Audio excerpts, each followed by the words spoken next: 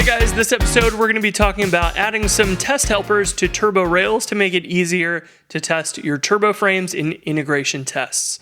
And as I was working on the Learn Hotwire course, I was implementing some tests using Assert Turbo Stream. This is going to add some helpers to make sure that the response includes turbo streams. Potentially you want to test against the template it includes, maybe the target or the action. And this helper and the matching reverse helper of Assert No Turbo Stream are pretty handy. And I realized there's nothing for turbo frames here, and it probably makes sense to have those. So I got into working on this by creating a fork and then cloning that locally. So I pulled up the test assertions file and realized, I probably want to do assert turbo frame here, and then def assert no turbo frame. And this is what I probably want to implement. Now we'll get into the details of this in a second, but first, one of the things I want to point out here is the test helper test for broadcastable.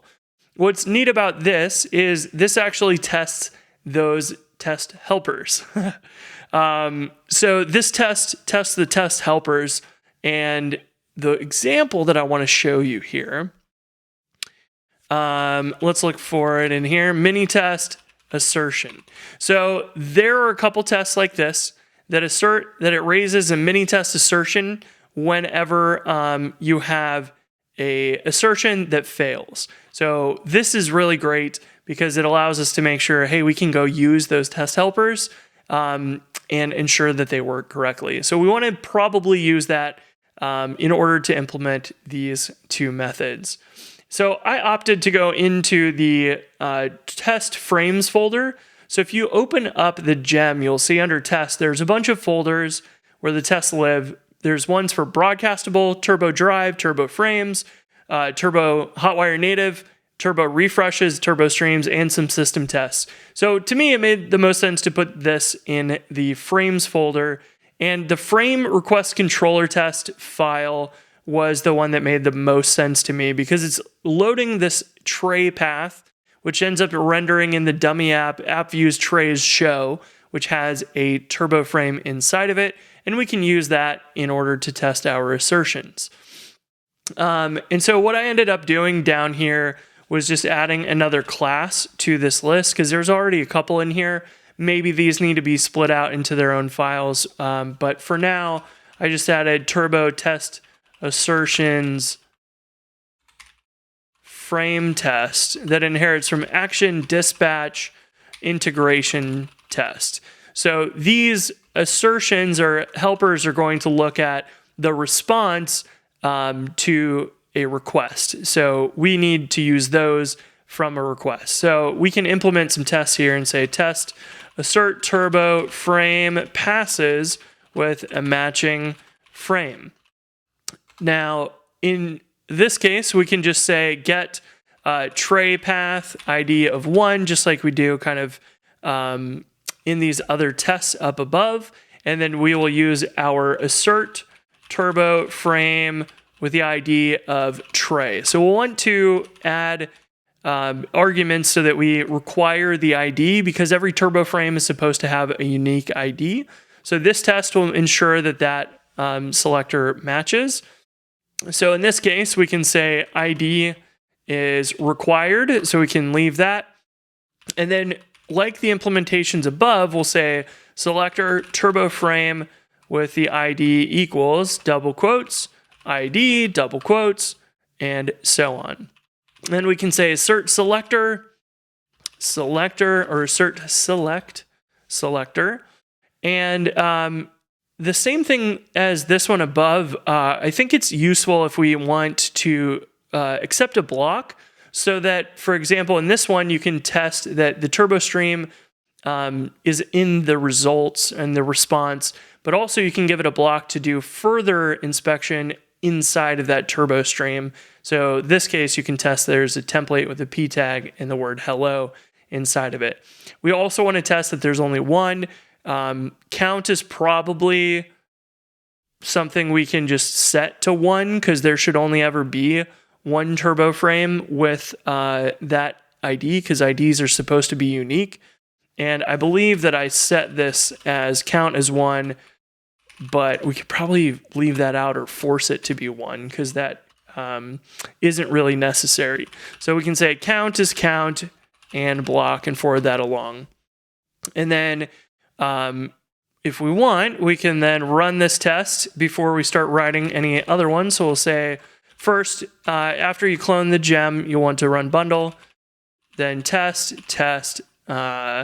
frames, and then the frame request controller test. Line 77 is our test, and we can see if that works, and it does. Great. So then the next test is we want to have assert turbo frame fails without matching frame. And rather than having to change this and make the ID dynamic or anything, we can get the tray path, the ID of 1, and then assert turbo frame with an ID of some, missing ID. And so when we run this test, we'll change this to line 82. This is going to then say there is 0 turbo frames that match that ID. So that's good. But in order to test this, our assertion for this assertion needs to say assert raises mini test assertion. And then end, and now our test should pass. Perfect. So that is very useful. And then we can go and add some additional things to support this. So what I did in ours, or in the pull request was, there are other attributes that are pretty common. So we probably want to support those. So we can say loading is nil, source is nil, and we can also say target is nil. So you might have target top on your turbo frame. So then we can implement these with the same selector pattern as above. So for this, we'll do square brackets, and we'll say loading equals loading with quotes, if loading. Then we can do the same thing for, instead of loading on this one, we'll do source, change all those, and for this one, loading gets converted to target. And that is really it. So now we've got an implementation of this that should handle the turbo frame selections and further refine it if you specify a loading attribute or a source attribute or a target attribute accordingly. And for assert turbo frame, assert no turbo frame, it's basically the same thing where we want to have the selector for all of these, just like above. But in this case, we say assert select that selector, but we want count is 0. And there's no reason to pass a block because we're checking to make sure that element does not exist. So there's no element to actually further do sub-selectors into. So in this case, we have ID as a required argument. We have loading is nil, source is nil, target is nil, and that's it. We don't need count, and we don't need the block to be captured either. Then we can hop back over here, and we can write our final couple tests. We can add a couple more tests if we would like to test loading and source and target, but we don't need a complete 100% coverage on these either. So maybe that does need to be added later on, but this will do the foundations of it.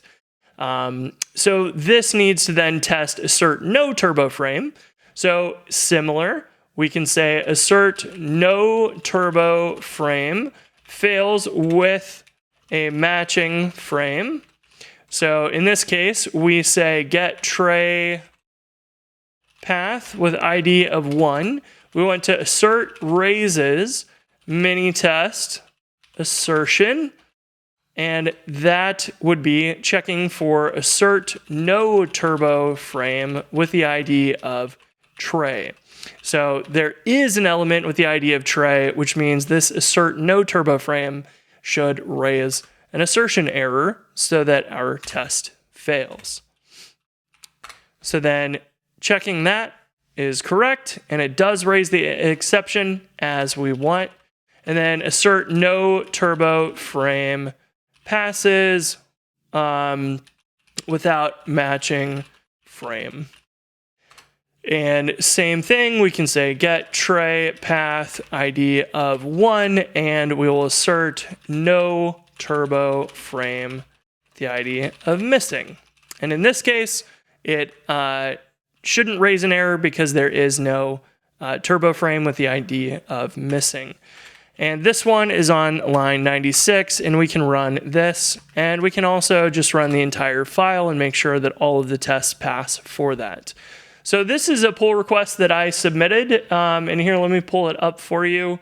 And that hopefully will help people implement some more turbo frame tests. This is something that I used in the course to test against infinite scroll, so that when we load a turbo frame, it has contained another turbo frame for the next page, and we can check those attributes and all the good stuff and ensure that the loading attribute is set correctly, the source is set correctly, the ID is set correctly, and we can then grab page 2.